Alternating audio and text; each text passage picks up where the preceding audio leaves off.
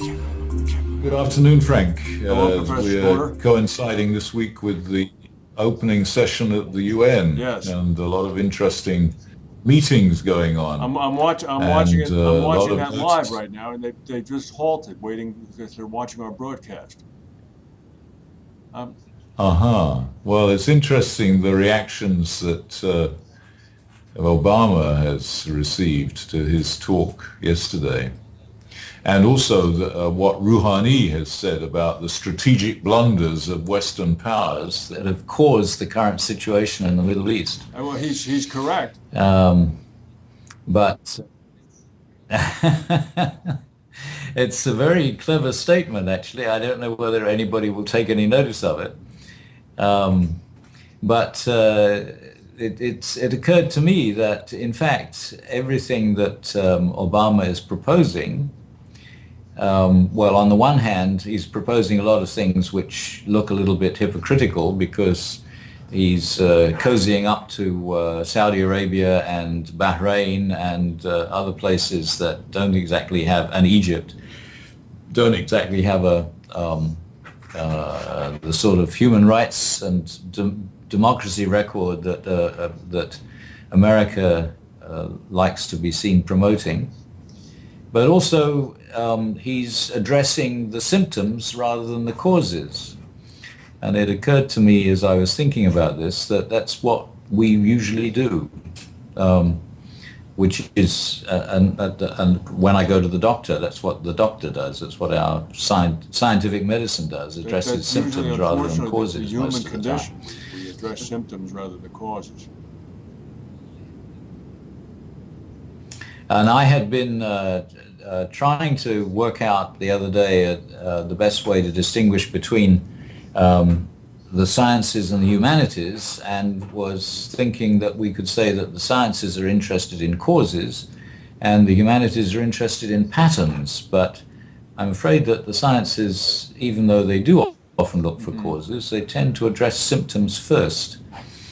And I think that's a really serious problem in the current global situation, because and it's a more obvious problem now than it used to be, because Yes. everything is moving so fast. And so the symptoms are changing all the time. And so if you're addressing the symptoms, you're never going to get anywhere.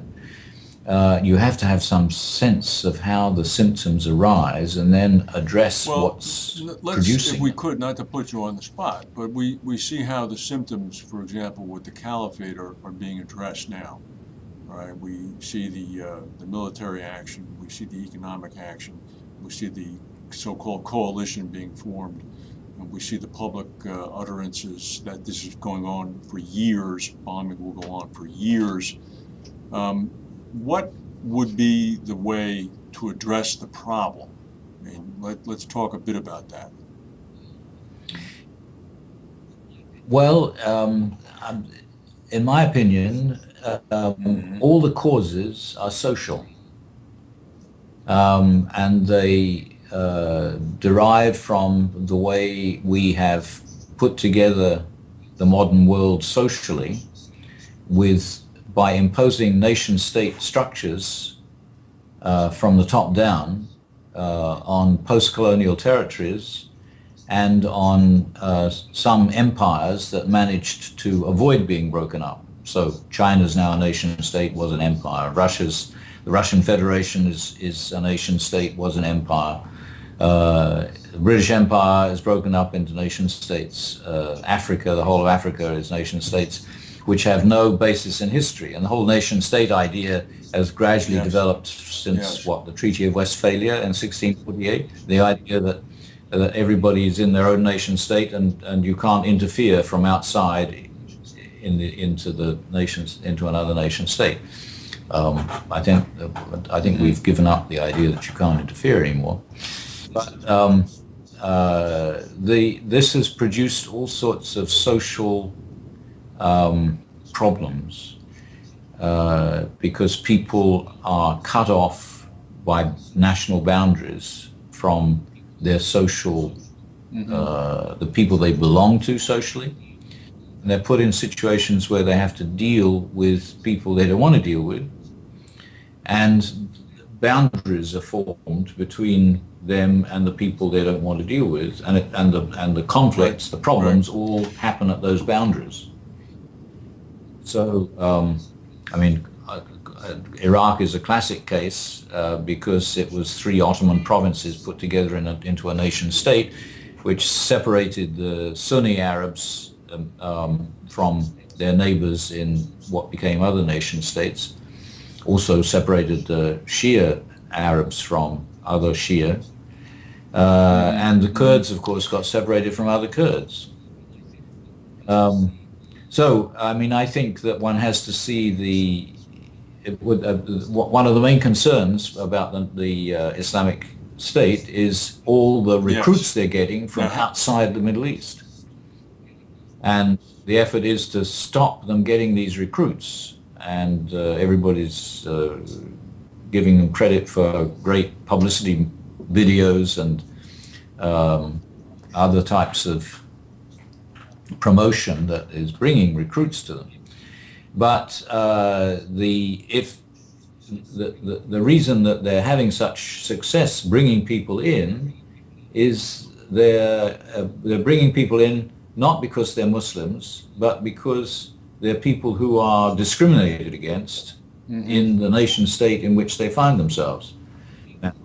Of course, in England, the English say, well, why do they come here if they don't want to live in England?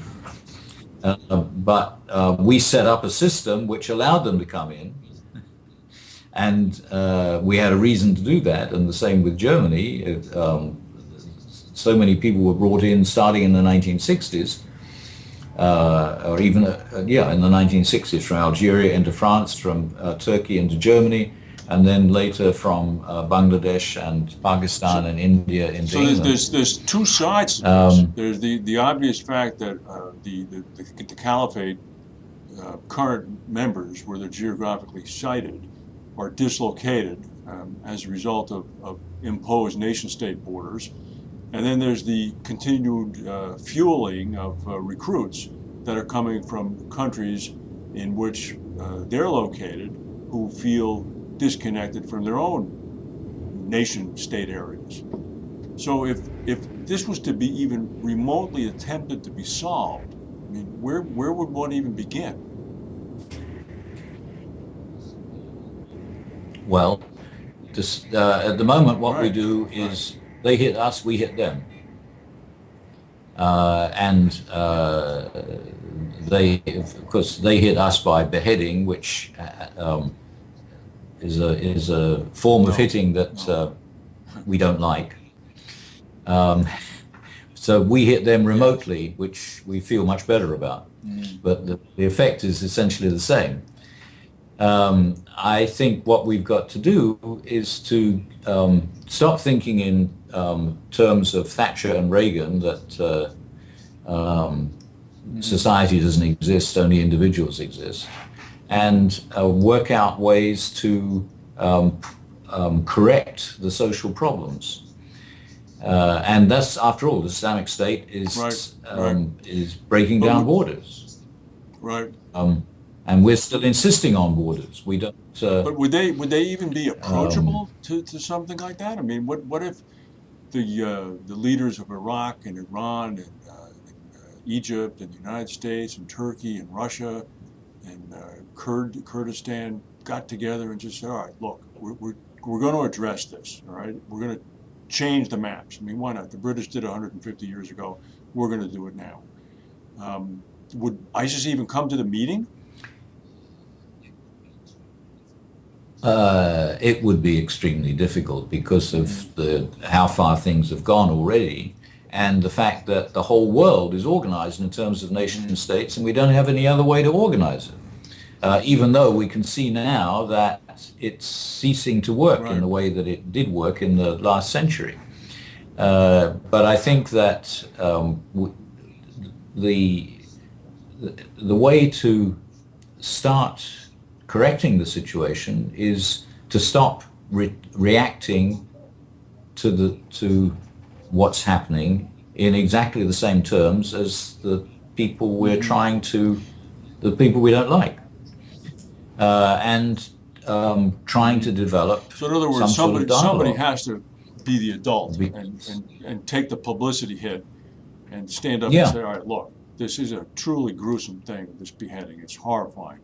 But we we can't assume that it's our duty to set the world right and find the people who will mhm, support us in doing it the way we think it ought to be done. It's just got to mhm, be, there's got to be more negotiation. Um, and I think that negotiation has to be social. That is, we have to um, try to work out ways to get rid of the boundaries that have developed socially, because the mhm. conflict is I mean, always across this is the boundaries. big problem. We've often talked about this, but sometimes it takes an incident such as the rise of the caliphate to bring it into focus. I mean, the nation state idea is breaking down. Um, I suppose, evolutionarily speaking, at some point in the distant future, it will break down completely and be subsumed by whatever the new order is going to be, brought on by enhanced and increased globalization. But I'm just wondering, what could an enlightened group of people do to either expedite it or more effectively deal with it? It's very difficult because everybody depends on Hmm. the ideas that we've grown up with. Uh, and nobody has any new ideas about how to organize things. And we have this Hmm. general bias Hmm. against social variables. Um, but I think more and more that it's Hmm. the social variables that have to be dealt with. And it's very amusing that at the same time, um, um, David Cameron was overheard Who saying was? to Bloomberg in New York that the Queen purred when she heard that the result Heard. of the Yes. Yes. Scottish Yes. referendum. Well, again, I mean, and that would have been a very good example of the continuation of what should be going on as people begin to return to their own societies. Did that vote surprise you? Yeah, yeah. Well, no, it's what I expected all along, and I had been wondering the couple of weeks before it happened whether I had made a mistake, but I didn't think I had. It's what has happened, in fact, is I think very positive that they've the outcome is that Scotland will remain a part of the United Kingdom, but with much Hmm. more local autonomy than it had before. And Hmm. that's, I think, the way the whole world is developing, that there'll be more uh, connectedness, But but of at the course, same time, with more you local taking autonomy. the long view that you do, you would regard this because you always say correctly that things are always changing, always moving. That next level is simply going to be another plateau on the way to something else. That's correct. Well, on the way to a global community in which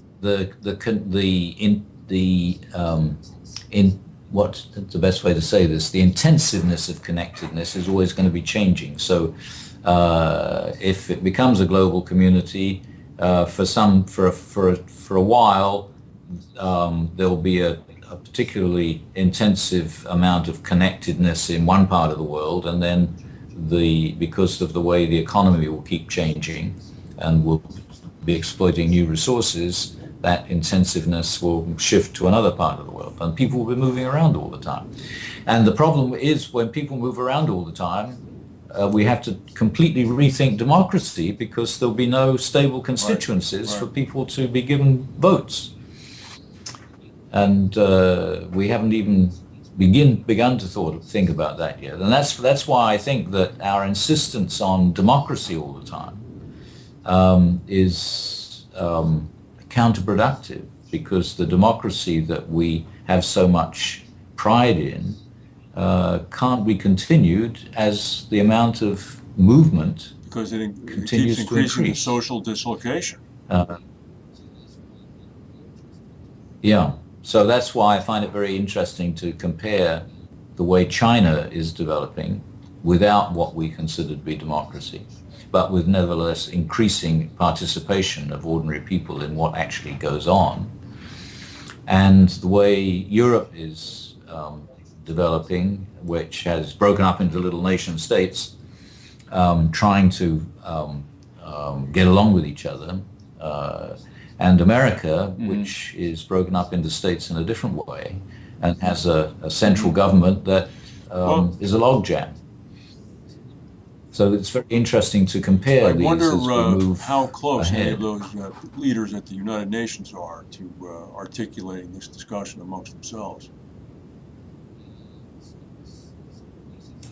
It's not an No, I easy would thing to imagine bring not. up in a I think speech to there'd the be a General ruckus. Assembly.